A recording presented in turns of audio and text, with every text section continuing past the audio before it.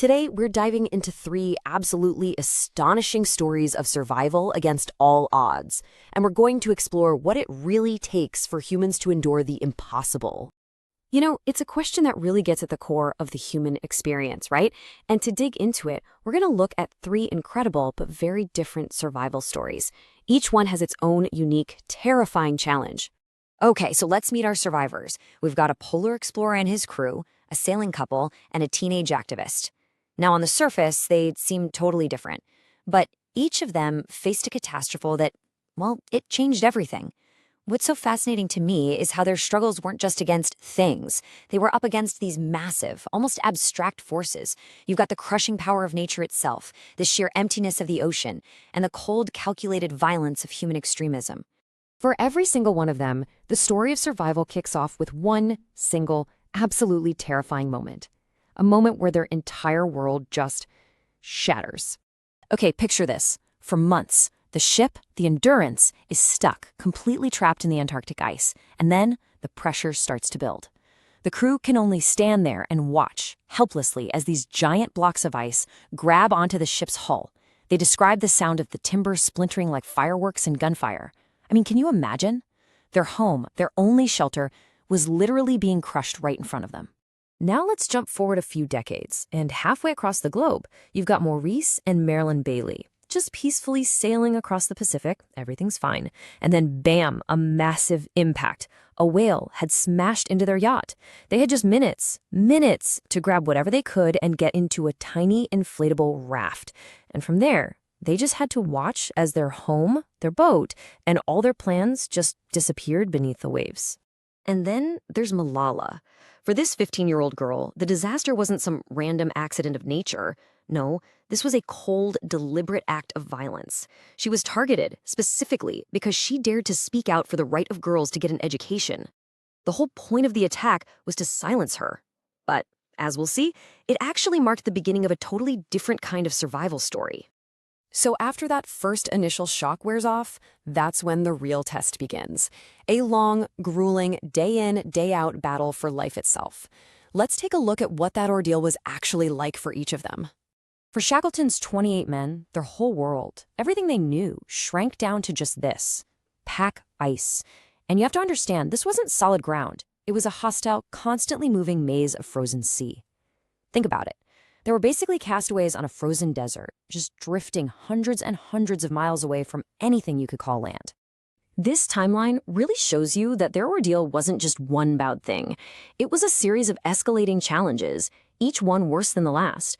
First, they camped on the ice for 5 months. Then, a dangerous journey in open lifeboats to a desolate rock called Elephant Island. And if that wasn't enough, Shackleton and 5 others then sailed 800 miles across the roughest ocean on the planet in a tiny little boat. We're talking about an almost 2-year marathon of just pure, unbelievable endurance. The Baileys, well, they faced a totally different kind of test. It wasn't about crushing ice. It was about crushing isolation for 118 days. Just let that sink in. For almost 4 months, they just drifted, over 1,500 miles, with absolutely nothing to see but an empty horizon. Their whole world just became this one small inflatable rubber raft. So how did they do it? They basically had to become part of the ocean's ecosystem to survive. They drank rainwater. They caught fish using little hooks they made out of safety pins. They eat turtles, seabirds, pretty much anything they could get their hands on. And all the while, their bodies were wasting away from malnutrition, and the raft itself was literally disintegrating under them, so they had to be constantly, exhaustingly patching it up. Malala's ordeal was completely different. It was an internal one, a battle she fought from a hospital bed. See, she was flown to the UK while she was still in a coma, so when she finally woke up, she was thousands of miles from home, she couldn't speak, and she was surrounded by strangers. She was getting all these get-well cards from people she'd never met. You can imagine the confusion. And ahead of her was this long, painful future of surgeries just to rebuild her face. You know, in every one of these stories, there's a turning point.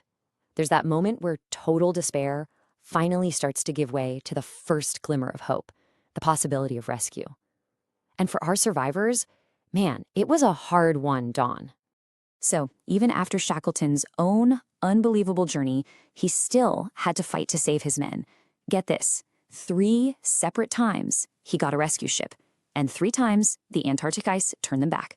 Can you imagine being one of the men left on that island, seeing a ship on the horizon, that glimmer of hope, only to watch it disappear again and again and again? It just shows you Shackleton's absolute stubborn refusal to give up. Finally, on the 4th try, this small, unassuming naval tug, the Yelcho, it finally broke through. Now, for the Baisleys and Malala, rescue didn't come from some determined leader on a mission. It came from the chance kindness of complete strangers. The Baisleys, they were spotted by a Korean fishing boat that had actually already passed them. They had to turn back. And for Malala, it was a jet from the UAE that got her to the UK, and then a whole international community that rallied around her to make sure she got the absolute best medical care in the world. Okay, so just surviving something impossible, that's one thing. It's incredible. But the legacy these survivors left behind, that's what really transforms their stories from just tragedies into timeless triumphs. Remember how the whole point of the attack was to silence Malala? Well, it had the exact opposite effect. Her voice, through her book I Am Malala, became louder than ever before. I mean, just look at these numbers. Her story reached millions of people, translated into over 40 languages. It amplified her message about education to a level nobody could have possibly imagined. At the end of the day, what's so remarkable here is how each of these survivors took control and redefined their own story. I mean, think about it. Shackleton's expedition, by its original objective, it was a total failure. But we remember it today as this incredible masterpiece of leadership. Why? Because he brought every single one of his men home alive. The Baileys, they turned their terrifying ordeal into a classic book on survival that has inspired so many people. And Malala, she made absolutely sure that her story wasn't going to be about being a victim. Instead, it became a story of powerful global advocacy. So, what do these stories tell us? They suggest that what lies within us is this incredible combination of ingenuity, hope, and just an unbreakable will to keep going. They show us that when everything else is stripped away, our own resilience can rise up and fill that void. And it really leaves you wondering, doesn't it? What are we capable of when we're pushed to the absolute limit?